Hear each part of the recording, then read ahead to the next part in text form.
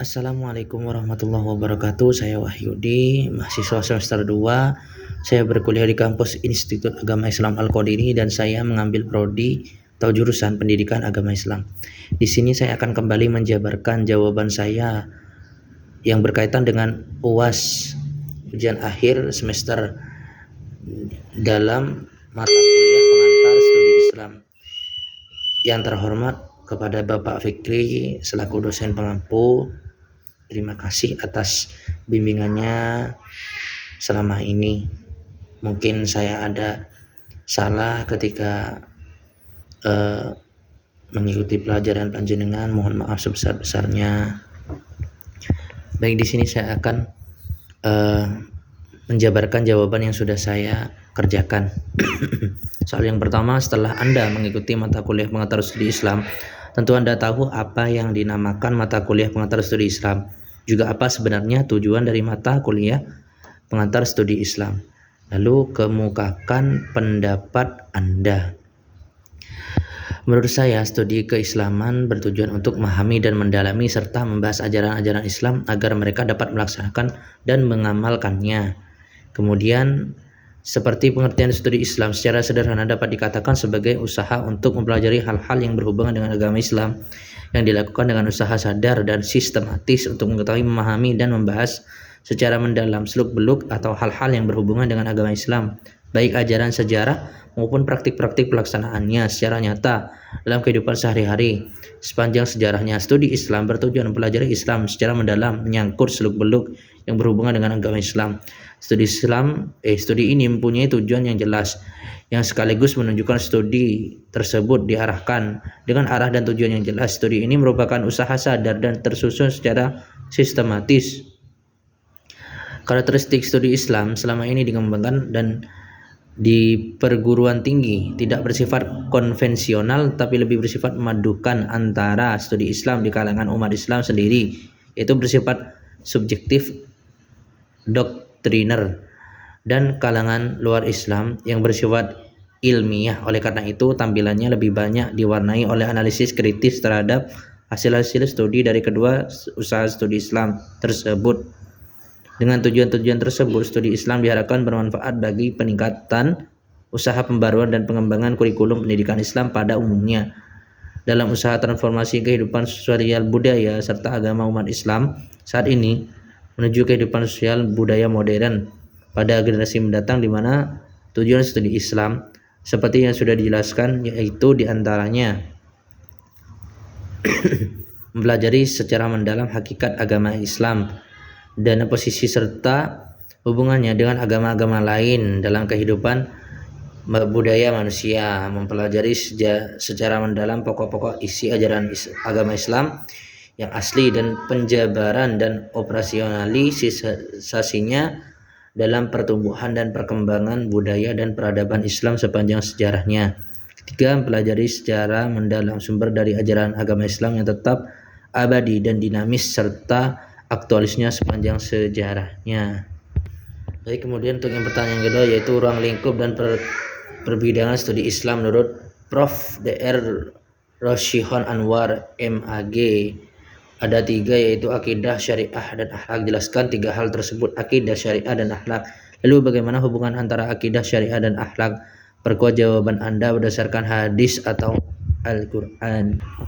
Untuk jawaban yang nomor 2 ialah masing-masing merupakan subsistem dari ajaran Islam. Akidah dan syariah kita jadikan sebagai gudang akhlak yang kokoh karena ia mampu menciptakan kesadaran diri bagi manusia untuk berpegang teguh norma dan nilai akhlak yang luhur. Bahkan salah satu fungsi akhlak adalah menopang keimanan, maka seseorang akan relatif stabil jika ditopang oleh pelaksanaan akhlak yang konsisten. Dengan demikian dapat dipahami bahwa akidah tanpa syariah dan akhlak adalah omong kosong. Syariah harus berdiri di atas fondasi akidah dan keduanya harus dijalani dengan akhlak. Syariah tanpa akhlak adalah kemunafikan.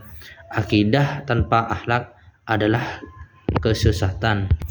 Seperti dalil yang sudah saya terangkan di makalah ini, dan kemudian artinya, dan agar orang-orang yang telah diberi ilmu meyakini bahwasanya Al-Quran itulah yang hak dari Tuhanmu, lalu mereka beriman dan tunduk hati mereka kepadanya, dan sesungguhnya Allah adalah pemberi petunjuk bagi orang-orang yang beriman kepada jalan yang lurus. Surat Al-Hajj Akidah syariah dan akhlak pada dasarnya merupakan suatu kesatuan dalam ajaran Islam. Ketiga unsur tersebut dapat dibedakan tapi tidak bisa dipisahkan.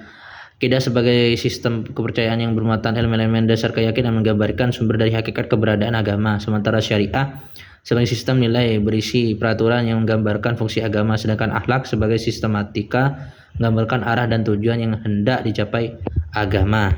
Baik, lanjut ke pertanyaan yang ketiga, yaitu studi Islam ternyata tidak hanya dipelajari di negara-negara muslim saja seperti Indonesia dan Malaysia, namun ternyata dipelajari oleh negara-negara non-muslim juga seperti Kanada, Amerika Serikat, Inggris, Belanda, Australia, dan lain-lainnya sebagainya. Menurut Anda, apakah mempunyai tujuan yang sama antara negara muslim dengan negara non-muslim dalam hal tujuan mempelajari studi Islam? Jika memang sama atau beda, apa yang menjadi alasan mereka pelajari studi Islam? Baik, untuk jawaban yang ketiga ialah sebagai berikut. Hakikatnya sama dalam belajar studi Islam, dapat memahami Islam secara mendalam, namun terdapat banyak perbedaan yang mencolok studi Islam di negara non-muslim. Dalam penelitian yang dilakukan oleh Mushadi, perbedaan berdasar tradisi kajian Islam di dunia timur Islam dan di barat terletak pada pendekatan yang digunakan. Di timur, pendekatan lebih berorientasi pada penguasaan substansi materi dan penguasaan khazanah keislaman klasik. Adapun studi Islam barat kajiannya lebih berorientasi pada Islam sebagai realitas atau fenomena sosial, yaitu Islam yang telah meruang waktu dan menyejarah. Untuk pertanyaan yang keempat ialah dalam istilah para ulama, narkoba ini masuk dalam bahasan mufattirat, pembuat lemah, atau muqaddirat, pembuat mati rasa. Apa hukum mengonsumsi atau memakai narkoba tersebut? Haramkah karena narkoba tidak disebutkan dalam Al-Quran dan Al-Hadis? Kemukakan pandangan Anda.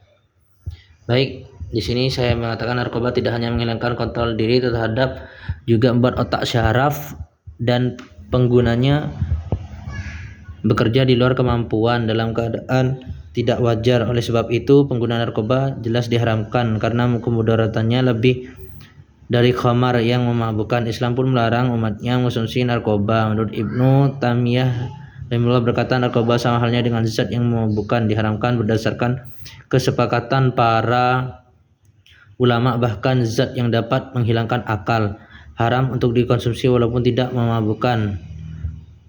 Majmu' al-Fatwa. Baik, lanjut ke pertanyaan yang 5. Menurut Prof. Dr. Shin Anwar, MAG, secara garis besar penafsiran Al-Quran dilakukan dengan menggunakan 4 metode, yaitu ijmali, tahlili, muqaran, dan muduhi. Nah, apa yang dimaksud dari keempat metode tersebut? Tafsir Jalalain itu menggunakan metode yang mana di antara 4 metode tersebut? Jelaskan. Baik, untuk jawaban yang nomor 5 ialah sebagai berikut.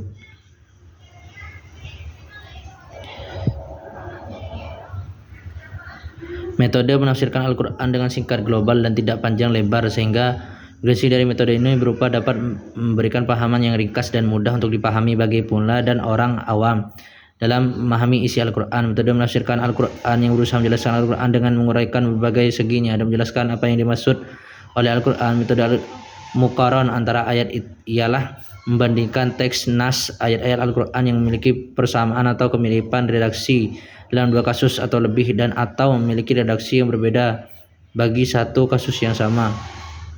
Metode tafsir mudu'i adalah metode tafsir yang berusaha mencari jawaban Al-Quran dengan cara mengumpulkan ayat-ayat Al-Quran yang mempunyai tujuan yang satu, yang sama, bersama-sama membahas topik judul tertentu dan menertibkannya sesuai dengan masa turunnya, selaras dengan sebab-sebab turunnya. Kemudian memperhatikan ayat-ayat tersebut dengan menjelaskan keterangan-keterangan dan hubungan-hubungannya dengan ayat-ayat lain, kemudian mengistimbatkan hukum-hukum.